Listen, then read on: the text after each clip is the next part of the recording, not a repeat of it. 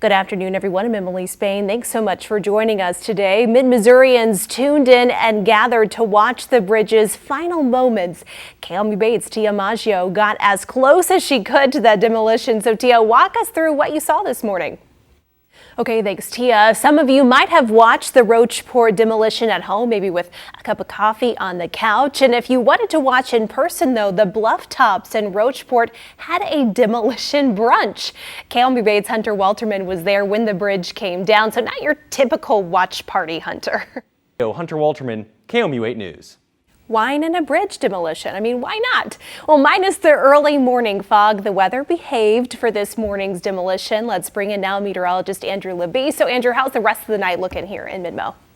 The City of Columbia and the University of Missouri will host a remembrance ceremony tomorrow in honor of 9/11. Nearly 3,000 lives were lost in that attack.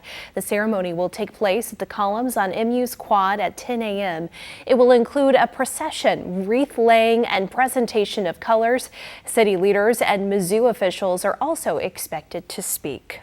Also tomorrow, the Columbia Public School Board will meet for the first time this school year. Here's a look at what's on that agenda. Board members will hear updates on the district's achievement and workplace development efforts.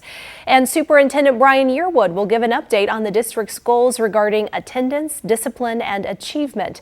There will be a presentation on the district's work-based learning efforts, and the board is set to vote on whether to ratify a $300,000 grant for school safety. The board will also consider a list of construction agreements.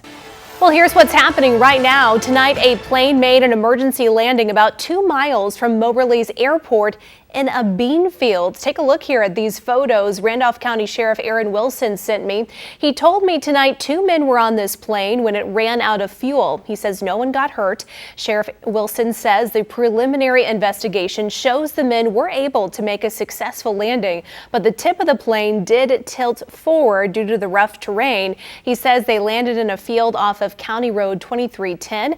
According to FlightAware, the plane took off from Columbia Regional Airport around 7:30 p.m. and